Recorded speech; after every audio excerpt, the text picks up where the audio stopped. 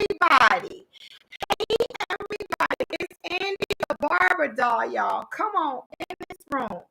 Hey, brother, what's going on? My brother Dwayne Chandler is in the place to be. You get away. Yep, come on in this room. Yep, it's time. Oh my God, y'all. It's so many things that I want to talk to you about. First, I want to congratulate all the graduates from Dudley Beauty College Chicago. And at Dudley Beauty College Chicago, we have 7 different types of courses that you can take or specialties. We have cosmetology, we have onyxology, which is the nail department. We have aesthetics, which is skincare. We have barbering, which is yours truly. I'm the instructor of that program. We have dermatology, which I also help out in that department. We have trichology, which is the doctors of hair. And just so you know, dermatology deals with working on the deceased, doing the hair and the makeup and stuff. Okay.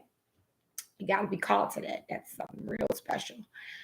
And then we have the new program, which deals with early learners, like the kids in high school who want to do hair. Well, we got a program for you now. Okay. We got all types of stuff going on over at W College at 8501 South Green. I'm just saying, I was just so excited to see my babies graduate. A lot of times people don't know when you're in school that it's hard, especially like if this is your second chosen career path, like you're an adult and then you decide to go back. Or like now, you're in high school and you say, you know what, I got a talent and I really want to do something about it. Hey, Descendant 28, what's up? You get away too, baby. What's going on? And so now, because I feel like this. Why not get your child started early in life? Everybody else, can do it, right? It's only us. Like, oh no, wait till you get older. No. Mm-mm, mm-mm. If you see that your child could do something positive, go ahead, enroll them, get them started. They do their little friends hair and stuff like that. And then they are entrepreneurs. They can make money. Hey, Joni Red Butterfly. I just believe in that, y'all. Seriously. Like, I believe in getting the ball started early. If you see that your child has a passion for something, that's great. And they can make money too. That can help with their future. I'm just saying. Hey, Necktie Diaries. Long time no hear from. Everybody, make sure when you come into the room that you speak to one another because we are family. We are family. I got all my brothers, sisters, cousins, friends with me. Hey, yes. But no, yesterday's ceremony was so amazing and so powerful, right? You got to go to Dudley Beauty College Chicago and check out our graduation ceremony.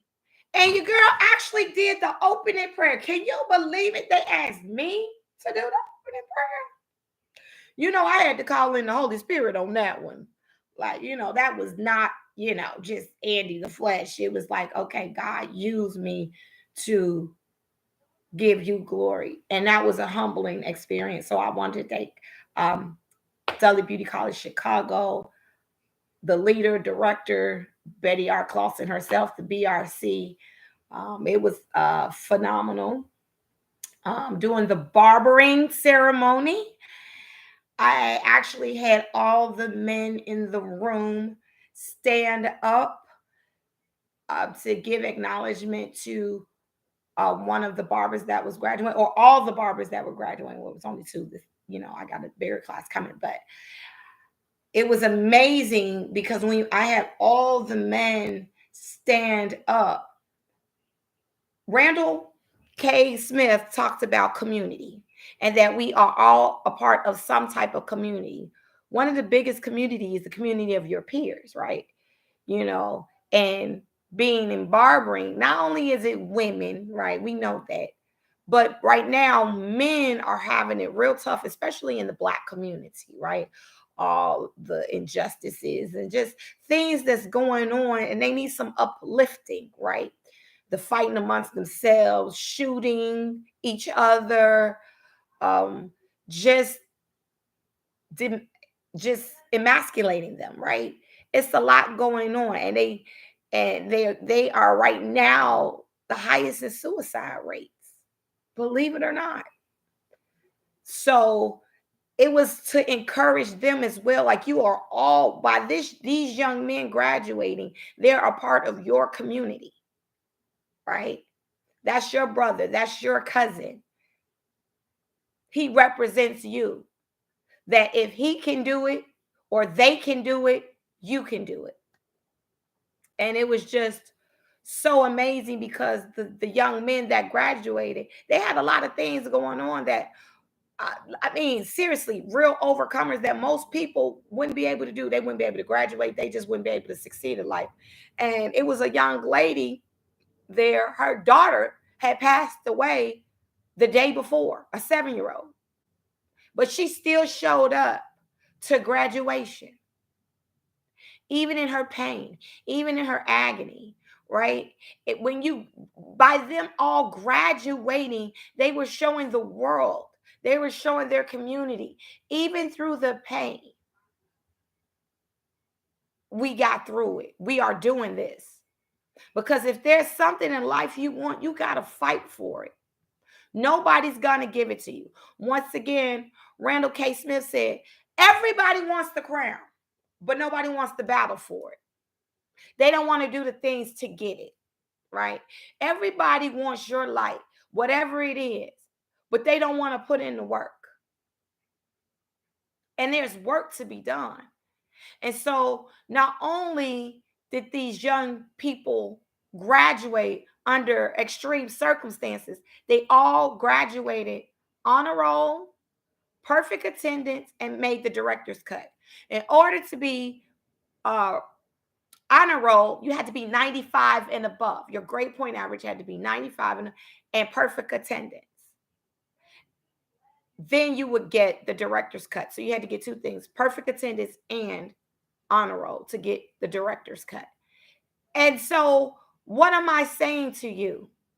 In this life, you got to fight for it. So I was just so proud to see so many men just get up and acknowledge, like, this is a big thing. Yes, this is that we're celebrating this guy. But then what was so amazing with that, I made the women, right? I made the women cheer the men on and cheer this student on, because we're stronger together than we are apart.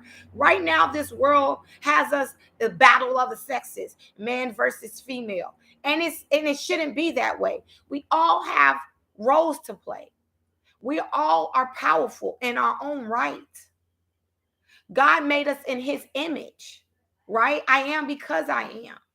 And so, because we are stronger together than we are apart, we got to stop letting the world just dictate to us how we're going to treat one another. We're going to congratulate one another. We're going to support one another. And so, graduation meant a lot to me. And like I said, I thank Betty R. Clausen and her deputy director, Deborah Williams, faculty and staff that supported me in this. And of course, I'm always going to thank Joel Dudley, because Joel Dudley was the founder. And then his daughter, Ursula Dudley Oglesby, is our CEO. So by all these people, it's just a great honor and a privilege, y'all. Black excellence. We've been around 55 years and we're not going anywhere. Dudley Beauty is not going anywhere. And like I said, they flew in Randall K. Smith all the way from Atlanta. And for those that you all don't know who he is, you got to go Google him. You got to go Instagram him. He's the image consultant to the stars. He's just amazing. And he is the director of image. So the looks that you see, the branding, he's the brains behind that. Hey, Mignon 314. Hey, Bridget, what's going on? How y'all doing? Hey. It's good to see all of you. So I'm just still full, y'all. I'm so full. Like, to see all of those young people. We had some 16-year-olds graduating. Like I said, in order to go, high school is rough. And to be able to go to high school, and they were doing it simultaneous. They didn't do it high school, and then after high school, they did beauty school. No, no, no, no, no. They did it together, simultaneous, back to back, side to side. They did their high school, and they were on honor roll. And here's the crazy part about it. Majority of them were on honor roll. They wanted a business. So not only were they on honor roll in high school, they were on a roll at beauty school. Just saying, you got to believe in the youth. Sometimes it's okay to support your child. They say, "Ma, I want to do this. Dad, I want to do it." Trust the process. Be along for the ride. See where it takes them. They could be a multimillionaire by the time they're 21. You just never know. Or just self-sufficient. Most importantly, they're just self-sufficient. They want to provide a future for themselves. And that's good enough. Like sometimes the world thinks we have to be filthy rich and all that other stuff. No, you just want to be able to take care of your own. You want to live in freedom. And how do you live in freedom? Financially, nothing personal. I mean, but God tells us that we can be rich, that we can have abundantly, we can have overflow, right? We lack nothing. All our needs are met. Just saying. Faith without works is dead. So you can dream all day long, but you got to put in the work. And so it was just really amazing once again to see all that Black excellence and brown excellence, because we have some Latinos in there too. Okay. Hola. Yeah, hey, we were all doing it up in there, and it's amazing to see. Now, get right to it. Welcome to the Real Love Auntie Show. Well, I got love in my heart, and y'all know I got this tea up in my cup. Oh my gosh, that pomegranate tea is so good. Okay. So I know you like, Andy. Come on, you already talked about Dudley Beauty College and all their specialties and stuff like that, and the young people graduating and the older people graduating and the men standing up. What is this show about? And I'll tell you. Write it out and make it plain. Write it out and make it plain. Write it out and make it plain. That is right. And when you think about writing it out and making it plain, you got to understand something. It's one thing to have a dream. It's another thing to plan it out. And when you plan it out, you have to go into detail. If you want something, you have to write it down in order for it to come to fruition. Because the Bible says if you write it down, it is so. If you write it down and you make it plain, to write down, what does that even mean? Write down means mark, letters, words, a symbol on a surface, typically a piece of paper with a pen, pencil, or a similar implement. So it could be a marker, a crayon, I don't care, a color pencil. You could type it up for that matter nowadays with technology. But what you're doing is you're making it plain. You are writing it down. And what's the purpose of writing it down? To express or to communicate, giving a written account. You're accounting for something. You're accounting for yourself. You're saying to yourself, like, I want this particular thing to happen, and it's going to happen because I wrote it down. But not only are you going to write it down, not only are you going to communicate, because communication is through what? Words, right? You speak it. People say you speak it and it opens up a door. Either it's going to be positive or negative. So you got to be careful what you say because you're going to manifest something. Well, everybody can't speak, right? Verbally, but they can write, and words are powerful. You know, when you think about words, words have meanings, words have definitions, right? It stands for something. So it's a form of communication. No, you're not verbally saying, but you're still stating it. You're still communicating. You're getting your point across by writing it down. But make it plain, that's something else. And when you make it plain, it's not decorated, it's or elaborate, it's simple or ordinary in character. having no pretensions, unadornment, not remarkable. It's straightforward.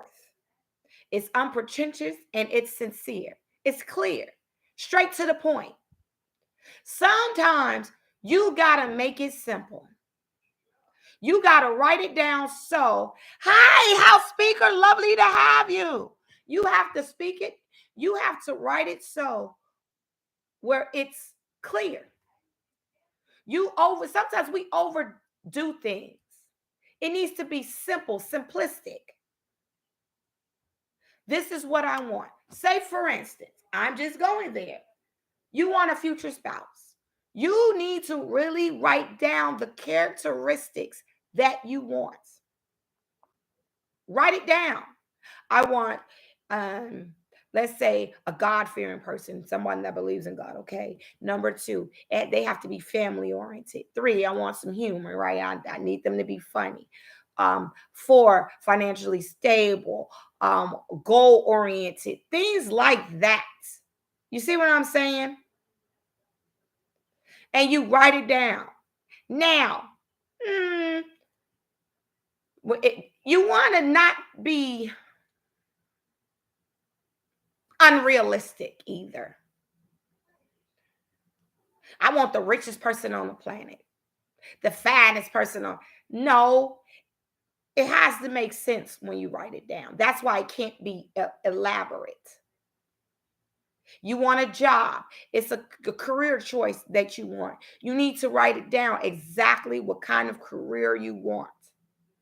And then after you write those things down, the person or career or whatever it is that you're trying to do, maybe it's a talent. Maybe you want to be a singer. So you write down, listen, I want to be a singer.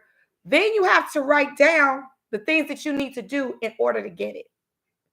Like, what are you willing to do? You have to write these things down. Now, you wrote, let's say, go back to the future spouse. You need to make sure that whatever you write, that you can match it. I'll wait for it. Whatever you write, you need to be able to match it. I love when people are like, I want a 10, but you're not a 10. Heck, you're not even a 2. I'll sip on that.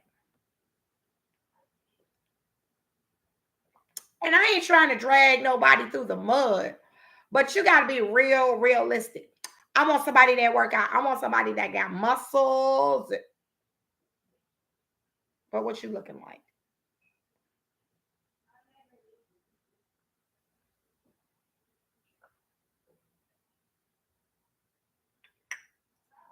What you looking like? When was the last time you jogged? What's your diet looking like? I want somebody that's financially secure. But what you doing for your finances? Or you just want to spend up all that money? Can you do something to help out the household? You see what I'm saying? Because you can't pay bills with being cute. Like, hello, electric company, I want to pay with my looks. Where they do that at? Where do they do that at? Hey, Nurse Nathan, what's going on? You get away. Like, what are you doing?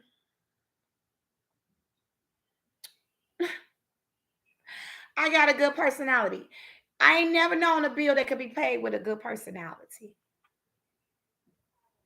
And so if you may not be able to handle the finances, you better be able to do something to be able to take the place of that. Right? Where it's not costing them financially. Like, you got to be able, hey, tech mommy, what up, Liz? Hey, my love, you get away. Write it down, make it plain. That's what the episode is about today. You came just in time. So yeah, when you're writing your list and you're making it plain, right, for God to see and for you to envision it, because what you're doing is you're writing your vision and you're making it clear. And it can't be all cluttered and it can't be unrealistic. It has to be sincere, plain mint, sincere. So if it's going to be sincere, that means it has to be truthful. When you are writing things down and making it plain, you can't be lying. No, lying to yourself, lying about a talent that you don't even have.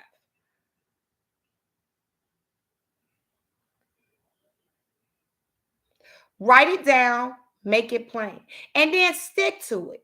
And then after so often, go back and check to make sure everything is in alignment. Let's say career. Okay, we talked about spouse. Make sure you're looking for your future spouse. Make sure whatever you do, it's plain, it's clear, it's simple, but to the point, straight to the point, and honest. And everything on that list, you better be able to do something. You got to bring something to the table. It can't be like that person has to be whole and you have to be whole. Okay? And then skip on over to career. What you doing? What's your plans looking like? What's your future looking like? What's your 5-year plan looking like? What's your 10-year plan looking like? Are you just waiting on somebody else to have some plans in your career? Time waits for nobody. You get older and older. You know what I'm saying? By the day, by seconds. I'm 2 weeks into being 42. You see what I'm saying? It just keeps going. It doesn't stop. What are you doing? And so when you're doing these things and you're writing it down, then you also go back to check to make sure everything's on point. Like there's a such thing as SMART goals. Everything has to be measurable. Like, how long are you giving yourself to do these things? There's timing to everything. You have to be able to write it down and make it plain. And go back and check. And those things that don't fit you anymore, or those things that have outgrown you. I remember when I was writing my goals or what I wanted my future spouse to, I had like 20 some things on the list. And I had to go back and was like, do I really want this? It's got to be more to the list. Like, let's cut this thing down and make it meaningful.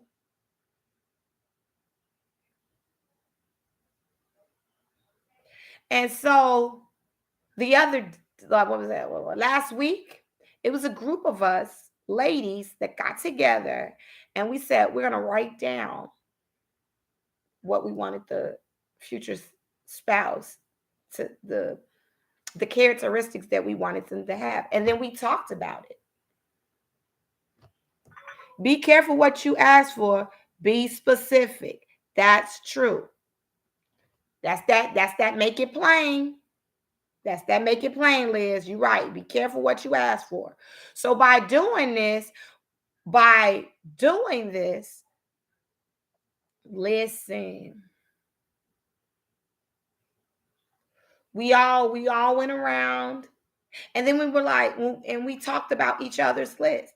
Like, you have to have people that are around you that are sincere. And they're going to tell you, hey, they're going to not judge you, but make you think about it again. Give it some perspective, right? Give you, some advice, some wisdom. Lead you in the right direction. Then there was some that you be like, oh, damn, I do want that. I want that because of XYZ. Like, there was a discussion in there, would you want loyalty or respect? And we were like, both, and it was a whole discussion. Like somebody said on their list, loyalty, respect. And they were like, I would rather have respect than loyalty. And I was like, I want all of it. Okay. My greedy tail said, I want all of it. But it was like things like that we were really talking about and got the ball rolling. One of the things somebody had on there was prayer. Like, we were like, oh shoot, we do want, I did want that. But when you're writing the list, You ain't thinking about, like, I want somebody that I could pray with. You understand what I'm saying? You know, we a praying family. I pray for them. They pray for me. Why am I doing all the praying? You know what I'm saying? You ain't got no mouth. You can't open up and say something to God. You know, you too good. You know, and so we had to go back. It was so, when I tell you it was so good, trustworthy. I mean, big things came out. None of that superficial, you know. I mean, I said handsome, but I mean as I'm attracted to them, right? As long as I'm attracted to them, I'm good. It ain't got to be the world. They ain't got to be the world's hottest honey to me. Hey, English mammy, how you doing, boo? Hey. Hey, what up, thermophone? What up? All I'm telling you, welcome into the room. All I'm telling you, we went back over the list. And then once we did, and the great thing about it, and it was just a little exercise. And it gives you hope and things to work for. And we talked about, okay, now you got this on your list. What are you doing? Like, and what is that? Accountability. Most people don't do that. Like I said, it's a bunch of begging, wishing. This all that is wishing. I wish for this. This is what I want. No, these are things that are what we are holding ourselves accountable for and looking for to make and making it clear, making it plain. There is no confusion. That's saying to yourself, I know what I want. So we did it. We did this exercise on an erasable board. Like we took a marker or a erasable marker and we wrote on this board. And it was just so amazing and therapeutic. It really was. It was so therapeutic that you could just write this thing out and then have a discussion about it. Not that you're clueless and not that you're indecisive for somebody, because some negative Nancy or negative Ned going, see, y'all just don't know what you want. Black women don't know. Some idiot said that to me. Black women don't know what they want. No, we do. Somebody's like, black women are game conscious, game conscious. And I'm like, what the heck is wrong with that? That means my discernment is on point and I don't have any time for any games. Like I should be game conscious. I should know when somebody is not sincere.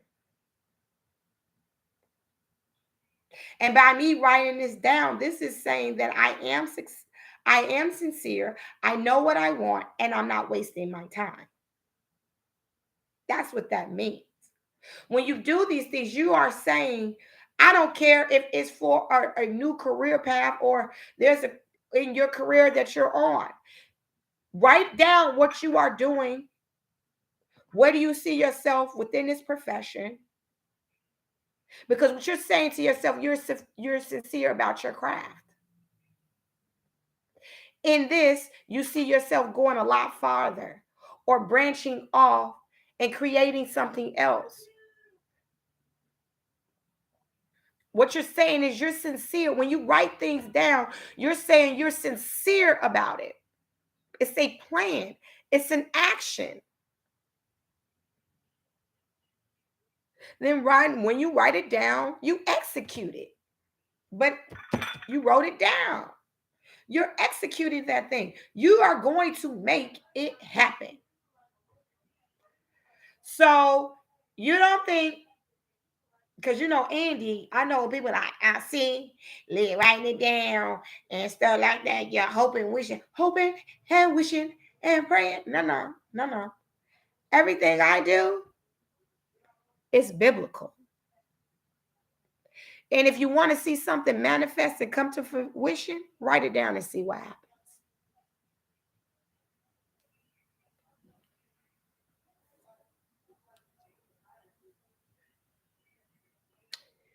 Habakkuk, because I'm about to go Bible on you. It's in the Bible, that good book. Come, let's break it on down to the good book. Habakkuk, chapter 2, 2 through 3. Then the Lord replied, write down the revelation. what you dreamt of, what came to your mind. This thing that came to your mind.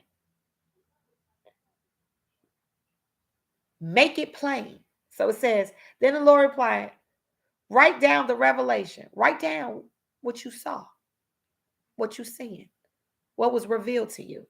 Make it plain. Make it clear.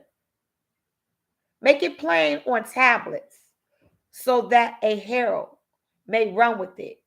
For the revelation awaits an appointed time.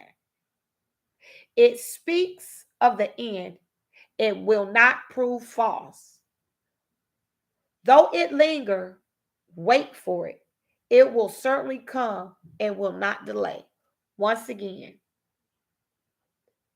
Then the Lord replied, write the revelation down and make it plain on tablets. Okay, wasn't no pieces of paper back then. They wrote on tablets. Write on something, whatever it is, on your computer, on your health. They got a new, a tablet now. They got tablets, laptops, computers, all that now. Type it out, whatever you got to do. Whatever. Okay. Get funky with it. Whatever you need to do, write it out, type it out, so that a herald will run with it. For the revelation awaits an appointed time. So this thought, this thing that came to your mind, this thing that you saw, how you saw yourself, who you saw yourself with, right? How you see yourself in the future. It has an appointed time. It's a time period that is going to present itself.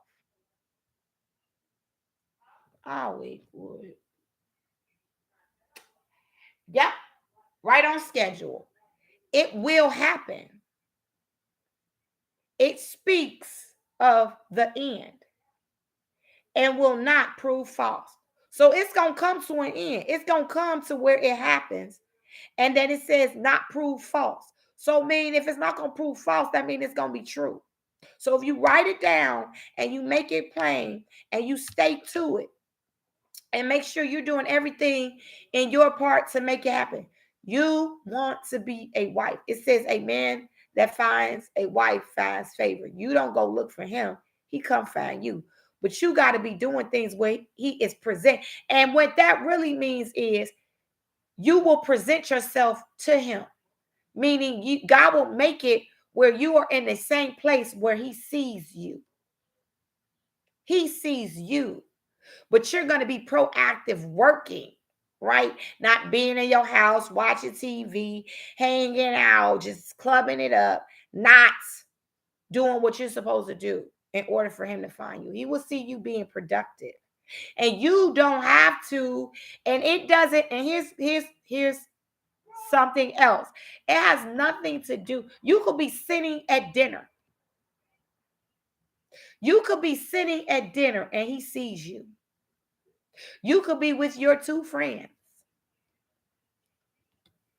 and he sees you. You ain't got no rollers in your hair. Your hair is combed, makeup on point, clothes on point. You know what I'm saying? Looking like a wife material. I'm just saying it could be like that. It doesn't have to be so drastic that, oh my God, he see me praying. Okay, he see me praying. He know I'm a Christian. He know I'm a Christian. No, it has nothing to do with anything like that. Now, you could see him in church and he could see you praising God, but it may not happen that way. He might see you at work. It could be as simple as that. All it is God is going to make a way for him to see you. But you have to be already in wifely mode. You don't just become a wife once you get married. You hang around like married women. You take up the ministry. You do the single courses that in order to be married, the things that you should be already doing, things like that. Just preparation. I don't see nothing wrong with being able to cook a good meal. Okay. Like, I just don't. You got to feed yourself anyway. Mama might as well really learn how to cook. What up, Parker and I? What up? What up? I am telling you, in order to make it plain, you got to write it down. Write it down, make it plain. And then, like I said, in Habakkuk chapter 2, verses 2 to 3, the Lord. Okay, so up above replied. And so if God is telling you, the Lord is telling you to write it down and make it plain, then don't listen to nobody else. Hiya, boo. Hiya, hiya. Love you. Episode is write it down, make it plain. Now I'm going into Bible, so pay attention. Okay, Parker. Okay.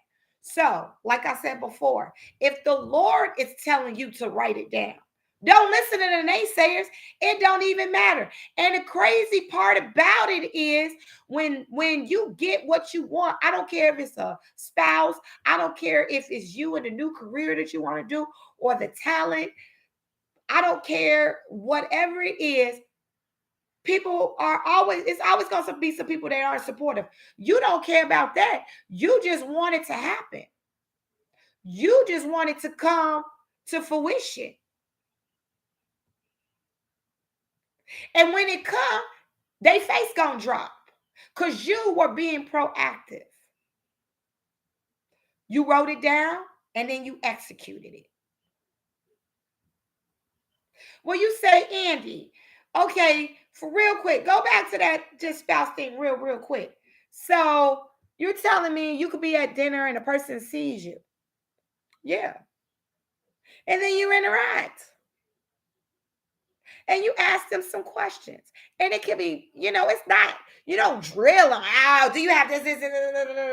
No, you're going to turn the whole person off. But you just ask simple, little, cute questions to see where their mind is at before you even slip them the number.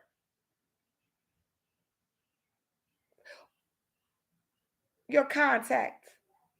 Just, hey, oh, you so cute. Mm-hmm. You know, hey, boy, hey. How are you? What brought you here? Oh, you out? Oh, okay. And then just start slipping little stuff in. Hey,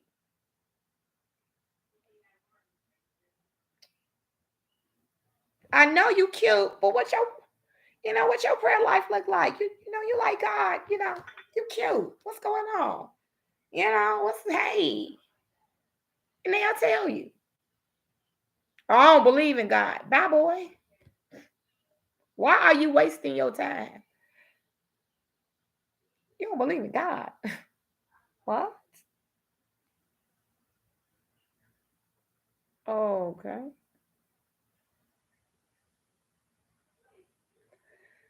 I ain't telling you got to be mean, you know, disrespectful, but there's a way to say, oh, okay, well, I'm looking for somebody that want to pray with me. And then if the person says, now here's the funny part about it, you know, I know I don't believe in God, but some things have been going on where I wouldn't mind knowing about them. Wait a minute, a curve was just thrown. So in your brain, you say, pray tell. So tell me more. What you mean?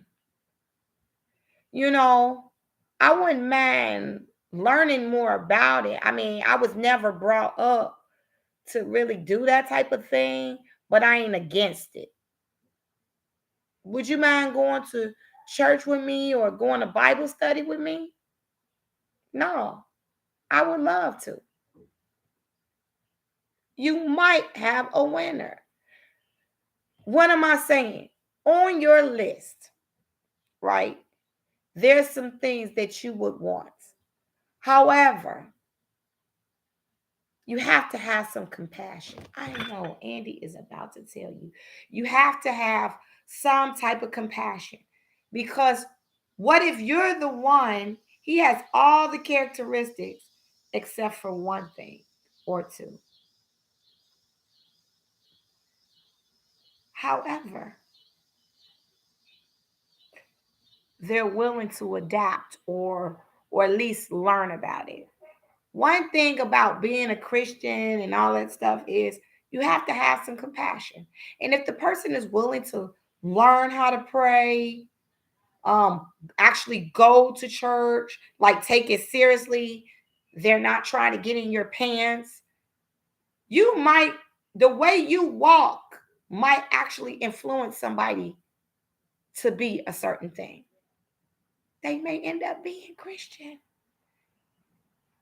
I know some people that were atheists and then now they're Christian because the person took the time out to actually have compassion for them. They didn't have that type of background.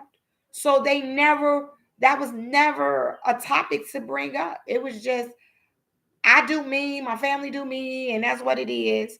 And that's why you have to be compassionate. When you're making these, be willing to tweak it. Maybe they know about God, but they don't go to church every day. They don't pray like that. Maybe you might be the one to teach them how to pray. Remember, faith without works is dead. You're going to have to still put in the work. I don't throw people away, right? If they're willing to do the work. Now, if a person's BSing, hey, Fanny, 64, 69, hey, girl, you get away, love you, boo. I don't just throw people away. You might be the reason that that person gets saved. And maybe it's not to be your spouse, but sometimes God puts people on your path to help them, to get them closer to Christ. They may end up being a friend, but they may not be that actual spouse.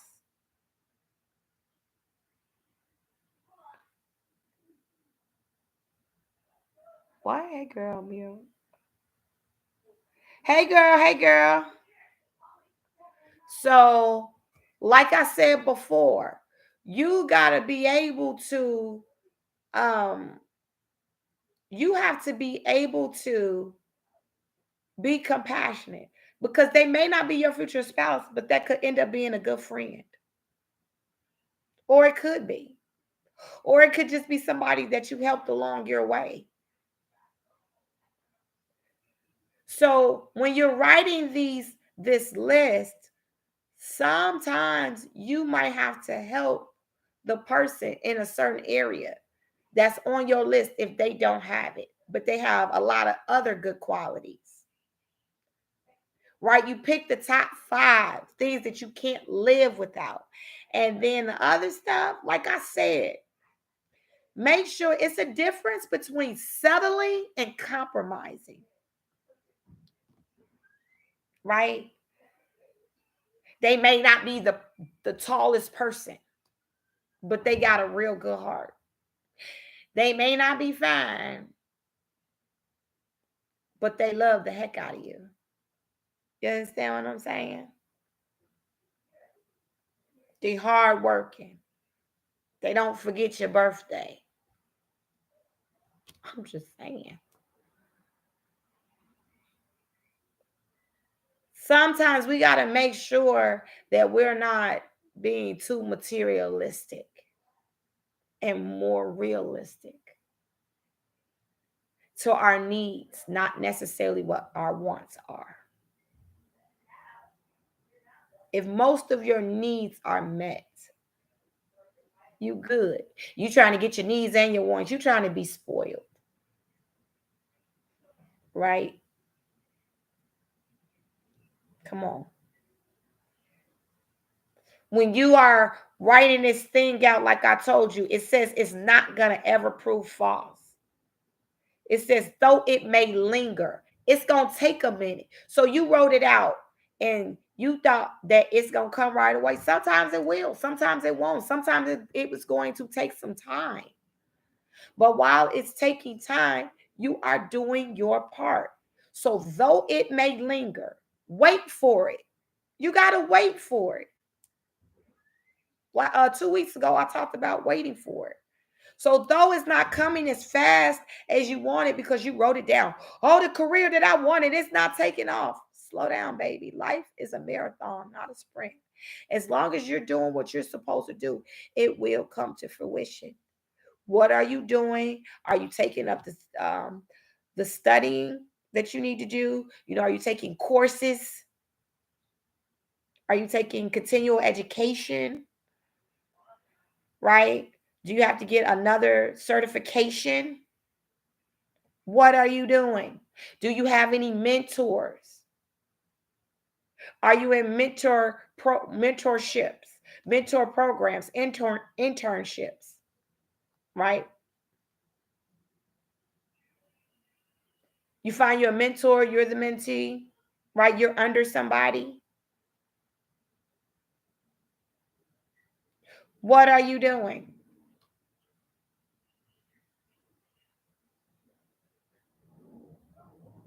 You want to be a singer.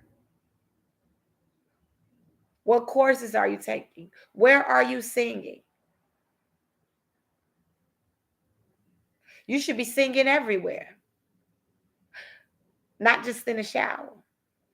How people gonna see you? What are you doing? Are you taking the steps that singers take in order to be seen? Like, what are you doing? You're just waiting for somebody to find you to tell you you got a good voice. No, things don't. You waiting for somebody to tell you, oh, you're hired. Oh, you're waiting for somebody to tell you, oh, you're my wife. You're my husband. No, it doesn't work like that. So you have to write it down, make it plain, wait for it. It has to linger. It's going to take a minute. Wait for it. But then it says it will certainly come and it will not be delayed. So it's going to come in its perfect timing. You are not late for it. And I know some of y'all like, but Andy, you 42. So, but if you think about David, when David became king,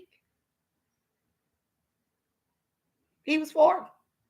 When you think about Hannah having a baby, Elizabeth having a baby, I'm just saying. Think about Moses. God gave the desires of people's hearts in his timing when they were really ready for it. He doesn't want to give you anything too soon so you don't muck it up, mess it up. He don't want to give you the husband, but you selfish as all get out. Or the wife, you gonna cheat on her. No. C69J, what up? God doesn't want to give you anything too soon so you don't mess it up. He know you talented, but he don't want to put you out there and now you getting high and drunk and committing suicide because you couldn't take the pressure. He doesn't want to give you anything that's going to take the focus off of him. He wants to be able to give you the thing that you mostly desire and still keep him first. So even when you write it down and you make it plain, because I want you to hear this, because I got another scripture for you. Hey, TJ McFord, what up? It's write it down, make it plain. That's what today's message is about. Because even when you write it down and make it plain and you got to wait for it, it says it lingers and you got to wait for it. It's going to come. It's not going to be delayed. In the scripture that I just read, what does that even mean? What it means is, listen, it's not delayed. God's timing is not your timing. So even though you wrote it out, you envisioned it, and you're doing all the things to make it happen, it don't work like that. Because right in Hebrew means grapho, grapho, grapho, grafo. It means to compose, to compound, to synthesize, to make, and to write. So when you're writing it down, you're composing what you want. You're making it happen by writing it down. but it actually has to happen. Just because you wrote it down don't mean it's ready. Maybe the person that you wrote on your list on who you want for your spouse, or like I said, let's say career, it's not, the position hasn't opened itself up yet. Maybe that partner isn't ready for you yet. Maybe they have some things. Hey, Trayon, say 33. Maybe they got, maybe they have some things that they have to work on. So now, you have to understand, you just got to stay in prayer. So you wrote it down, you made it plain. They said that it's going to linger. That means it's going to take a minute, but you got to wait for it, but it won't be delayed. But you got to pray without ceasing. It's a whole bunch of stuff to go along with this. So you pray for your future spouse. You pray for their well-being, their finances, that they don't have any Jezebels in their life, and that they keep their heart pure. Because a lot of times people aren't ready because of bitterness and because of they've been hurt. So you want to pray for their healing. Even though you may not have come across them yet, you should already be praying for them. You should be praying for the position that you want. You may not be their first choice, but it says the last shall be first. Maybe somebody's occupying that space that's not who they supposed to be with, and they're going to find that out. And then they come across you. All you have to do is be yourself. Patience is a virtue. Exactly. Oh, you ain't choose me first. You ain't choose me. Is it about choosing you first or actually choosing you? People want to make sure they're making the right choice. Like somebody said to me, uh, you ain't yet married. You got to fear marriage. I said no. I said no. I'm only gonna get married once, and I'm not doing that divorce thing. I said, I'd rather be whole and single than being married and miserable, and then divorce, because divorce is a death. Heartbreak is one of the things in the Bible that is not easily cured. The only thing that will cure it is the Holy Spirit. That's in the Bible, because it hurts so bad. It's like it's yanked out of you. It's a undescribable pain. When I researched it last year, they said that heartbreak can actually cause physical misfortunes. Like it can actually cause you health issues. You could actually become blind. You've been hurt so bad that you could be blind. You could have a heart attack. Like a heartbreak can cause you to physically have a heart attack. You are in pain, like people who are in grief, like those couples that have been married for a really long time. Like one person dies, and then not too long, 2 weeks, a month, 2 months later, something like that, the other one goes, because of the grief was so, that pain was so deep. That person was attached to them. The stress, exactly, DJ McFord. The pain of it all. That's real. Why go through that agony because you was trying to impress somebody? Why take on a job that you knew you shouldn't have been at, but you were trying to impress somebody instead of just waiting on it and getting what you want, what you need? Not necessarily what you want, but what you need. You can get some of your wants, but you got all of your needs. All of them, most of them. And then come on. But there's a elegance in waiting. So, like I said earlier, I was in this group and we wrote down what we wanted for our future spouses or whatever. And I told someone, Age makes you accountable. Exactly. It does because it brings wisdom, right? And so, for the most part, some people are young fools that turn into old fools, but mostly your age makes you wise, right? At least it's supposed to. But getting back to the story real quick before I give you this other scripture, when I did that, I went and I told somebody, I was like, yo, this is well, they said, well, read the list to me. Read what you put on the list. Because we read it, we screenshot it, and then we erased it. Because we did this all on a board with markers, erasable markers, and we wrote it on a board, and then we discussed it. It was actually therapeutic and healing. And then here's the flip. You tell people your your list or whatever. You can't tell everybody. You just can't do it. You can't share. Can't share with the peanut gallery because they don't. They're always gonna find fault. So you're not being proactive. All you did was write it down. That's what you did. So somebody's supposed to find you off this list, or you supposed to find somebody off this list.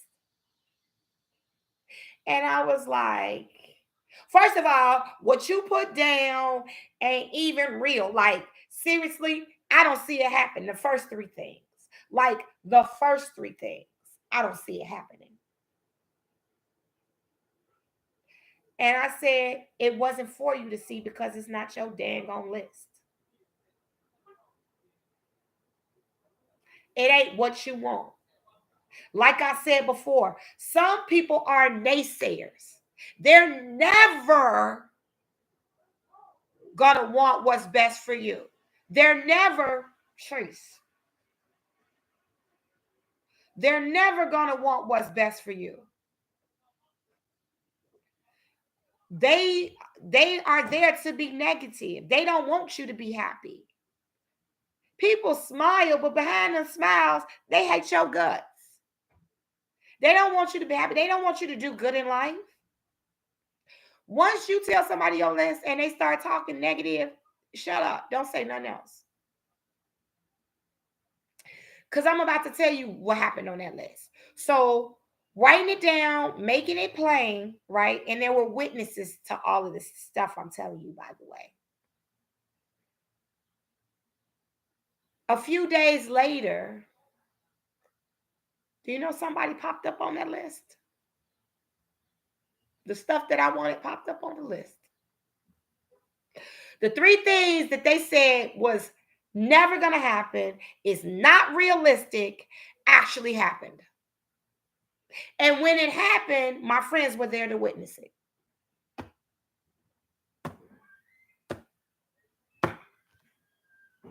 That's where you go wrong. Folks that don't have nothing going on for themselves are like crabs in a barrel for someone who does. Exactly. But DJ McFord, who has wonderful DJing sessions on Wednesdays and Friday through Saturday. Like, no, literally, he goes nonstop from Friday through Saturday. Check out DJ McFord, my music ministry. Okay, I'm just saying. He's very wise. That's his ministry. That's how he does his healing, by playing music. Okay, and he's amazing at what he does. So, DJ McFord and all my family members, let me tell you this. The stuff that person said that was in the see, here's the thing. What man says is impossible, God says is possible. What man says is impossible, God says is possible, because God is not a man that he should lie. If he wrote it in this good book or had someone write it, because people are like, it's written by man. Yeah, where they had God encounters, angel encounters, they walked with Jesus, and they wrote down what they saw and did. Okay, so the Bible is accounted for. Hey, Kenneth Cummings, the Bible is a book of writing. Get it? If you write it down and make it clear, people can understand it. The Bible is a plan that was written for us. It's a whole book to life.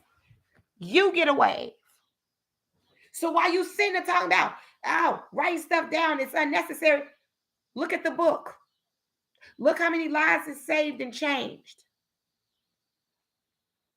The Bible is a written account of what is going on,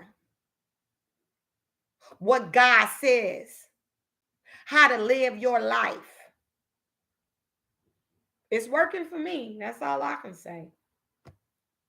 So when people say, oh, it don't work, it does work. You just have to have the faith to go along with it. So not only do you write it down, you make it plain, you wait for it, you pray for it. You got to have faith. You have to see it as though it was. It's so many things that goes into it. You can't worry about what man thinks. And like I said before, the three things, the person didn't even let me finish. The person that I was telling the list to wouldn't even let me finish. And I stopped talking. Because when I stop, it's a problem. I shut you off. And I'm quick to block. People like, damn, you blocked. This guy was like, damn, you blocked me. I sure did. You took away my peace. And I don't play with that. You got to get to a certain age in your life that you have to mean what you say and say what you mean. Hey, Yana MPLS, you have to say what you mean. A lot of times people just be talking. Talk. Say and do go together. What are you doing?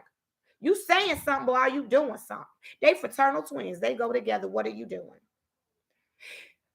Biblically instruction before leaving the earth. Bible. Exactly.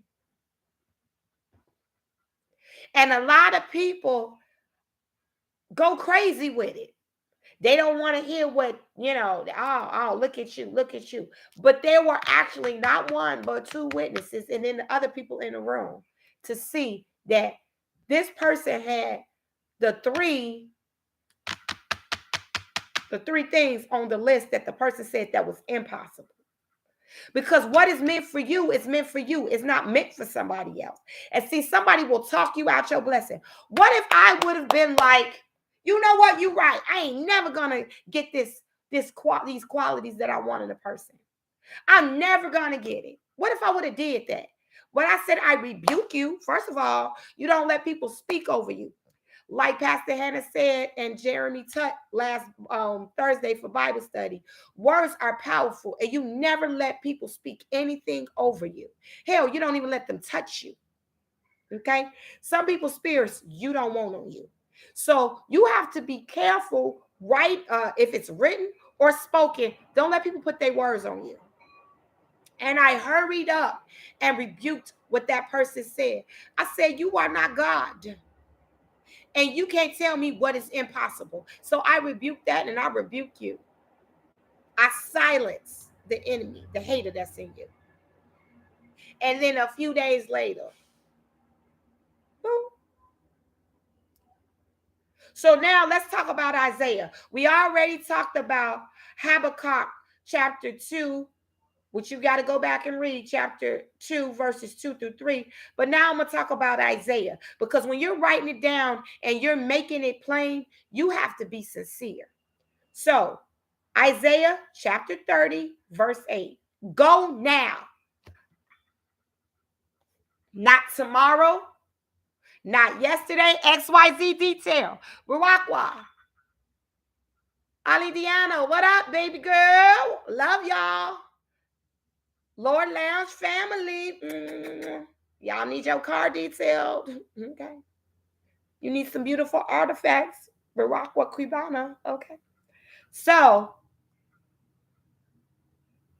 you have to be able to do it now. You can't wait. I'll do it tomorrow. I'll do it a year from now. I said I do want somebody, but I ain't ready. When you gonna be ready? When you gonna be ready, bro? When you gonna be ready, sis? When you gonna be ready?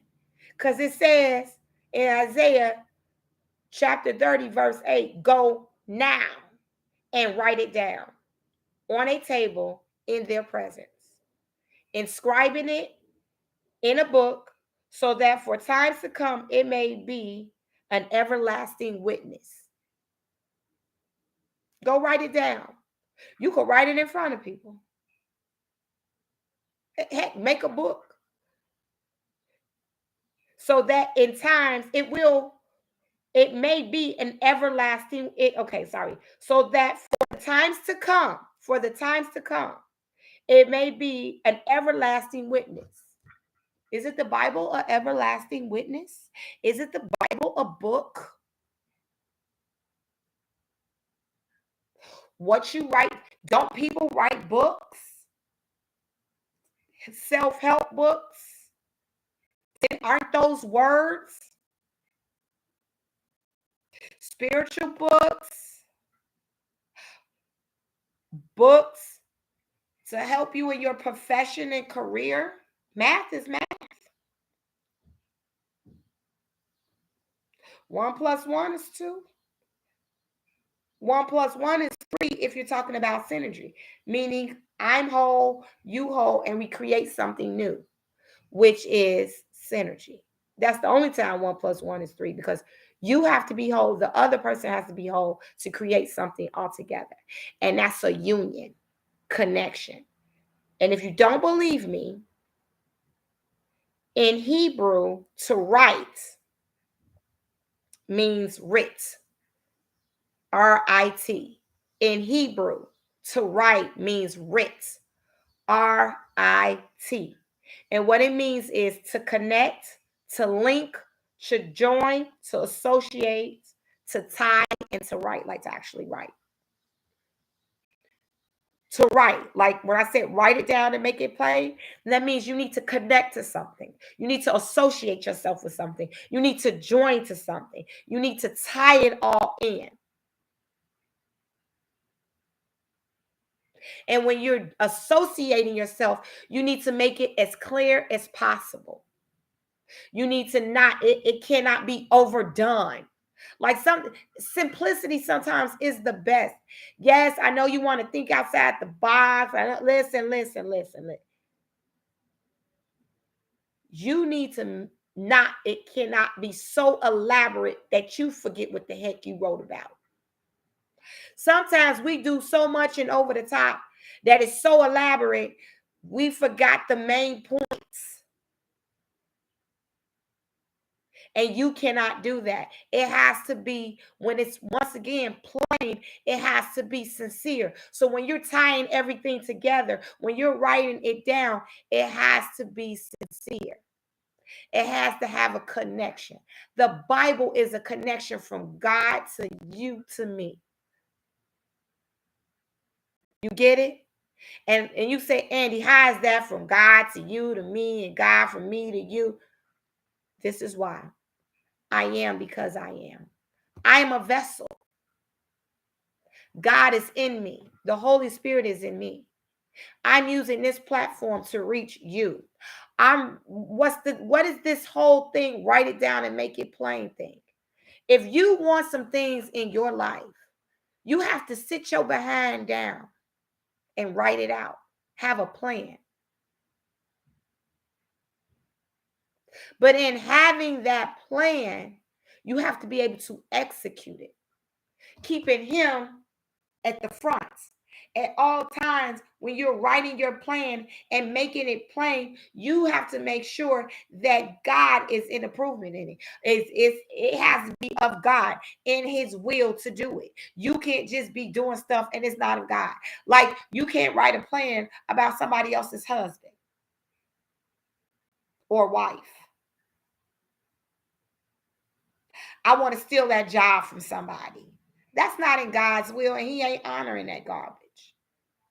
And if you get that person, what you did to get them, they're going to do the same thing to you. So you writing about stealing somebody's job. You so dang on cutthroat, you got to steal. Only the devil comes to steal, kill, and destroy. So you willing to try to tell somebody's family or take somebody's income away because you ain't got no soul. But God got something for you, because he says, do not touch thy anointed. And what's for me is for me, and you can't steal it.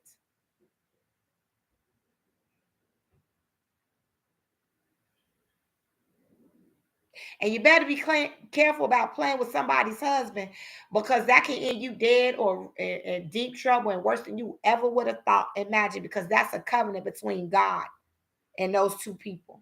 Even though people play with marriage, it's a thing with God. He doesn't take marriage lightly.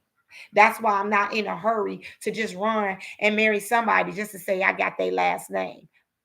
This is serious. I see you. Huh.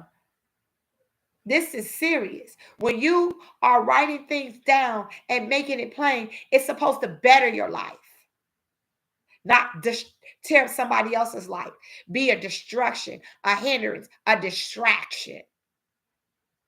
When you are making it plain, when you're writing it down and making it plain, you're making it for somebody else too. So that person that you get is that spouse, they're supposed to find peace in you.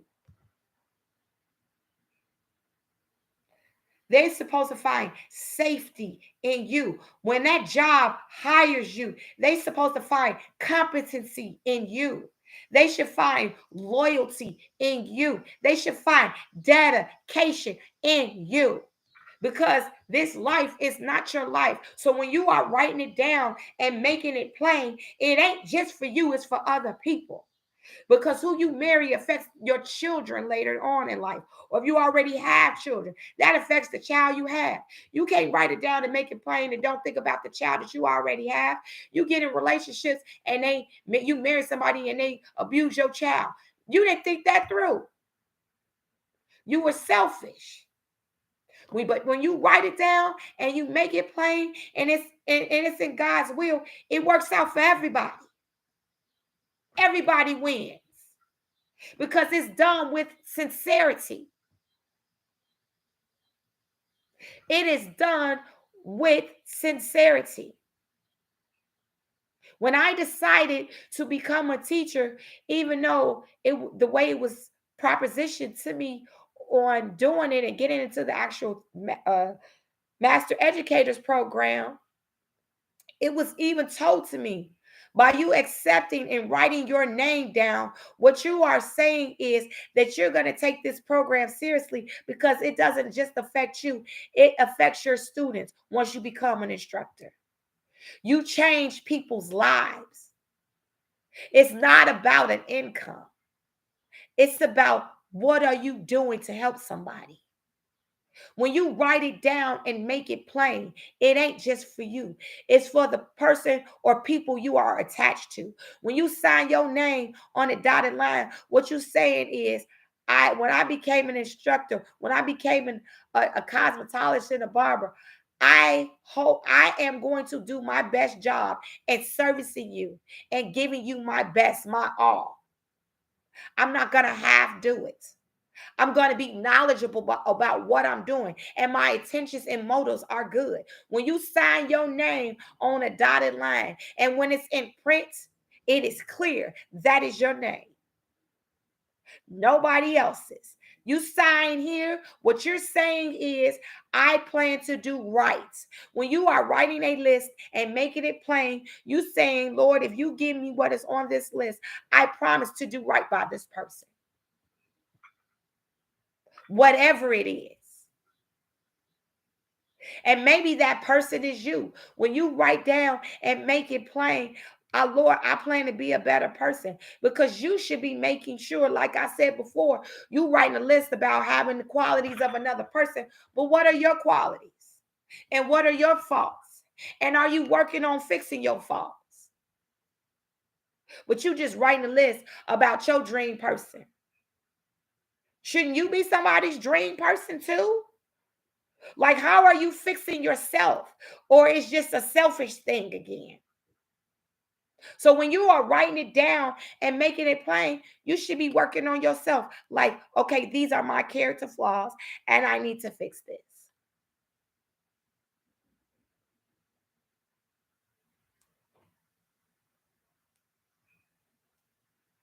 Writing it down, making it plain, basically says, I'm taking accountability.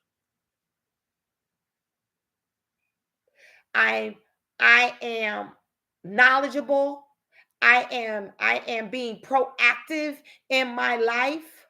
I'm not just sitting by the sidelines just waiting for things to happen to me.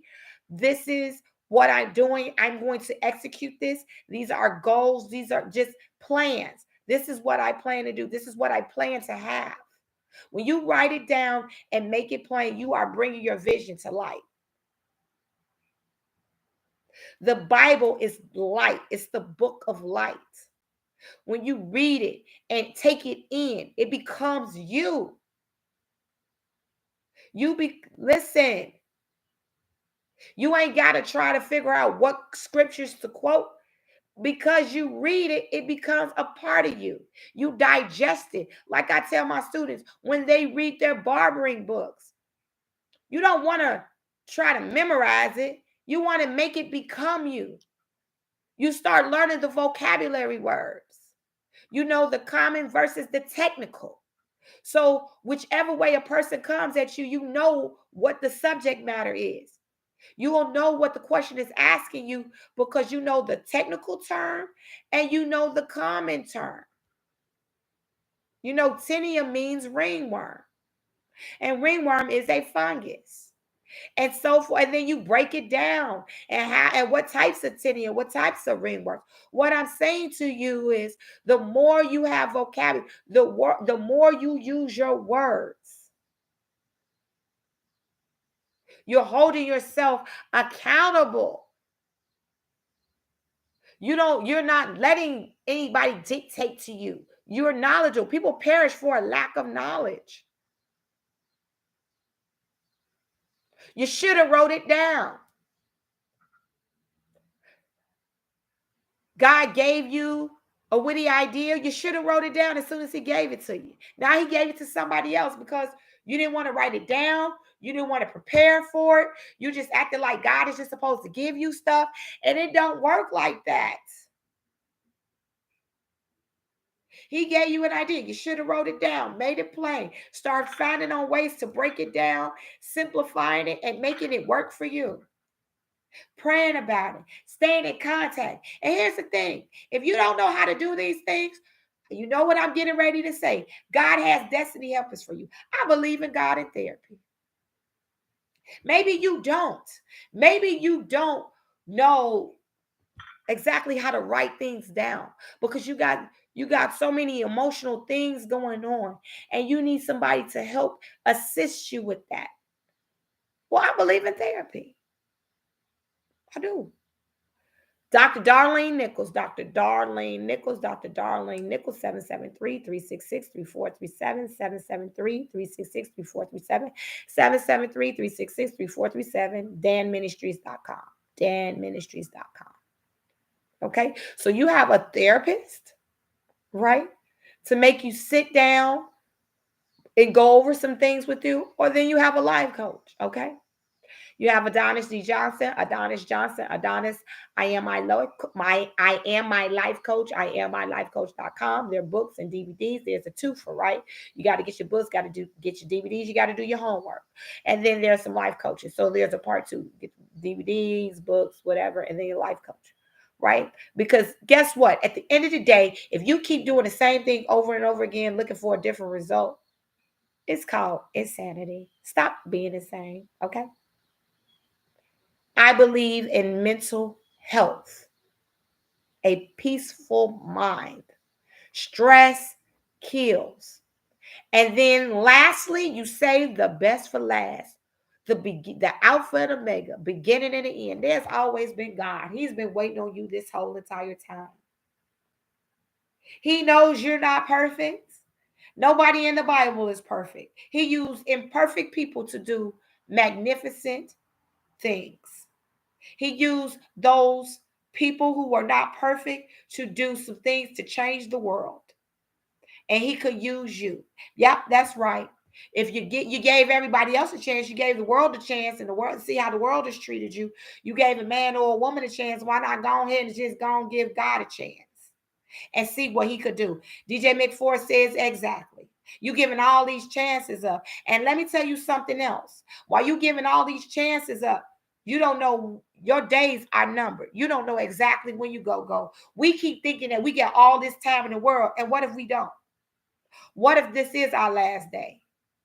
We are all just vessels, but it's how we are used. And what I'm saying to you is give God a chance. It's a choice. The best thing about God, he is never ever going to force you to choose him. You will come freely to him. But just like you come freely to you, he give his love freely to you. God is about love and relationships. He wants to have a loving relationship with you. And all you got to do is close your eyes and go, Lord, come into my life. Be my Lord and Savior. I know you died on the cross for my sins. And I choose you, Jesus. Amen. And that's it. Because the only way through him is through Jesus. Okay. But now that you did the sinner's prayer and all that stuff, just know that if you have done some wrong, you got to account for that too. Amen. That's right. You have to account for that too. Even though now you have become a new creature in Christ, what that means is you don't want to do the old things you used to. You think you're going to want to smoke some weed and all. You're going to be like, nah, I just don't have a taste for it. Like you think you want to get drunk. You're like, I have a glass from time to time, but I don't even really want to drink no more. Like, you just don't want to do it anymore. That's the old you. You won't never forget what you used to do. Like, your memories will never leave you. And so people will try to be like, you acting new. That's because you are new. You ain't acting, you just different now. You move different. But like I said, if you did something bad, God is decent and he is fair. He's just, okay? He is decent and he's in order. Just and fair. Decent and in order. So you commit a crime, you got to go to court. Yep, I say it all the time. You got to actually meet a judge right here on earth. You can't be talking about, I have a heavenly judge that I serve. Nope, he's going to make you go to trial. Get you a lawyer. Okay? But what he might do is you might get off. You might get a lesser sentence. You might have to serve some time. But in that time, he's going to show you ways and give you peace. He's not going to leave you or forsake you. He's going to be right there along with you. And when you come out, you'll be a better person. That's how God works. He's amazing. I don't know when you're going to see this. And it wasn't let's just say this. If you just tuned in, it wasn't by accident. You need to be more sincere with your life. You need to be more accountable. Stop blaming people for things going wrong in your life and decide. You have a choice in the matter. Nobody can take your choice away. That ain't true. You may say, hey, Andy, listen, I ain't in the best circumstances financially, mentally. Listen, ain't nothing like the present to write it down and figure it out. Start writing out what you want to do. Hey, let's say you in an abusive relationship. Ain't no time like the present to start writing down an escape plan. How you plan to do it. Look at it. You wrote it down. Ball it up. Tear it up. You wrote it down, though. Okay, step 1, I need to do this. Step 2, I need to do step 3. And then tear it up. Sometimes. But there is help for you. You just have to have a plan. DJ McFord said, all day, every day, he is an amazing God who never fails those who put him first. If you put him first, he going to give you an escape plan. And maybe today, this is the escape plan that you was looking for. God gives us the desires of our hearts, y'all. He don't want to see you fail. Like, I can't stand when people like, oh, look what God did. Oh my God, my life is in shambles. No, you did that. You did that. You chose whatever you did to get you in that situation. For whatever cause, whatever you do, for cause there's an effect. So whatever you do, there's an effect to it. Cause and effect. If you didn't go to God while you were doing it, don't get mad at the effect and then say it's the devil. No, it's you. I can honestly say some things that went on wrong in my life, it was me. It was all me. It had nothing to do with the devil. The devil sat back and was like, this idiot got it. And I can call myself that. Because it was a time that I picked and choose what I would choose God for. Instead of saying, you know what? You are the creator. You created all of this. How about I ask you to help me along the way? No, I got it. I'm a human being. You sow, you reap what you sow. Yep. And some stuff I actually sowed on my own. You know what I'm saying? I sowed some stuff and I reaped it in a bad way. But thank God for his grace and his mercy. Some of the things, because I have favor on my life and I actually choose God and I never forsake him, and he knows that I am human and I am fallible, that he still blessed me. Some things I should have wrote down, he still blessed me because my heart was pure, right? I'm always telling you, check your motives. Check why you're doing the things that you're doing. Sometimes right now, you don't need a spouse. You don't need to change your profession. You need to stay right where you are. God has you planted in a certain position for a certain reason or person or people. I didn't know when I accepted the challenge of being a barber instructor, female, right, over men. That was going to be a challenge, but it's been the most rewarding thing that could have possibly happened, because this is a woman working side by side with young men, making sure they have a future. But someone saw something in me that I didn't see in myself. And that is Betty R. Clausen. And that's why you have to have mentors around you to guide you, right? People with wisdom. And I'm not just throwing her name out. I'm just saying this is what happened, because she saw something in me and she told me what I would be doing. I am helping people with their journey. I may not see it to the end, but I'm the foundation of it.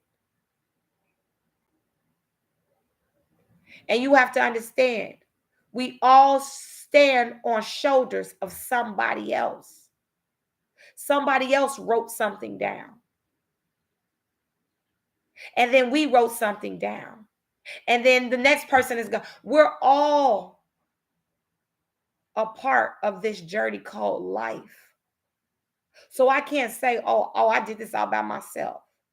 And then the foundation before Betty R. Clausen was my parents, right? The foundation comes from home. And the tone that my parents set,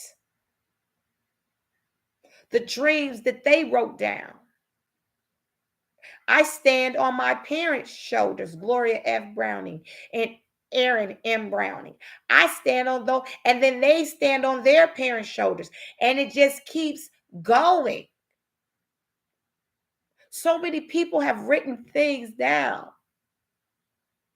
DJ McFord says, I'm going to play the record Pure when you come in the room.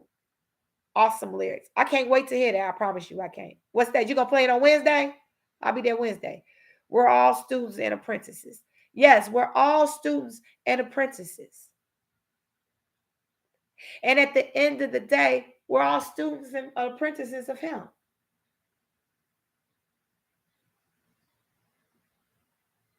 Because remember, we're the image of God. So when I tell you God wants you to have a good life, he does. He does. He don't need you to be like somebody else. It's one thing to inspire. Somebody can inspire you. It's another whole thing to just say, I totally want to be this person. Because God didn't make you that way. This one goes out to you. God made you pure. You are beautiful, fearfully and wonderfully made. You are beautiful. So as I close, I just need you to understand. Shaded by Shiny. Hey, girl, hey. What I need you to understand is this. You write the vision, you make it plain. Write it and make it plain. And once you write it and make it plain, you execute it. How do you execute it? You start looking at what you wrote down and then start doing those things, or start looking for those things. Start praying for those things. Start being those things. Start asking for help how to obtain these things. See, in life, you need others. You got to have mentors and peer groups. When I wrote that thing down, or what I wanted my future spouse to be, I was in a peer group, a positive one. And like I said, it's nothing wrong with that. You need others to uplift you. Yes, you can uplift yourself, but it's nothing wrong with being around like-minded spirits. We're all spirits, and we're connected to one another. And sometimes we ain't connected, because take your bad, dirty spirit over there. But that's why you got to have boundaries. I'm always telling you to have boundaries. So in these boundaries, when you're writing things down and you have these people around you, your sister circle, your brother circle, or just like-minded spirits, you have nothing, you can't help but succeed. And it will help you get through your waiting season.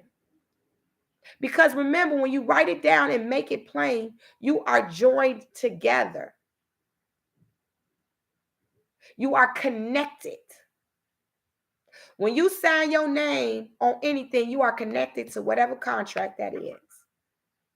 Connected to paying that bill, connected to signing up for school, connected to that marriage. When you sign off on that certificate, you are now joined. Yep, you are joined to paying that credit card bill. I'll sip on imaginary tea on that.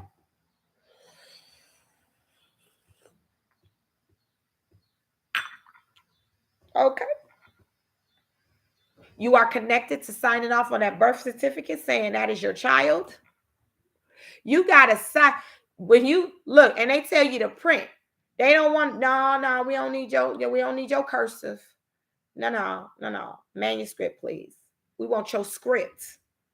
We want to join you to whatever you attaching yourself to. We need to make it plain. Print as plainly as possible. So as I end today, make your intentions known. How do you do that? Write it down and make it plain. This is Eddie the Barber Doll. I love you if nobody else loves you. You're smart enough, you're talented, we're stronger, and we're stronger together. And we have to decide to be in this world, but not of it. And it's okay. Everybody's not going to like you. It's okay. I'd rather please God than man. But here's the funny part about it. You want to know something? By pleasing God, God will surround you with the right people. Did you hear me? By you pleasing God, he will surround you with the right people. He will send you destiny helpers, because God is about love and relationships. I'll see you next Monday. Same time, same cute girl. Bye. Bye, YouTube family. Instagram, shout out time. Shout out to D.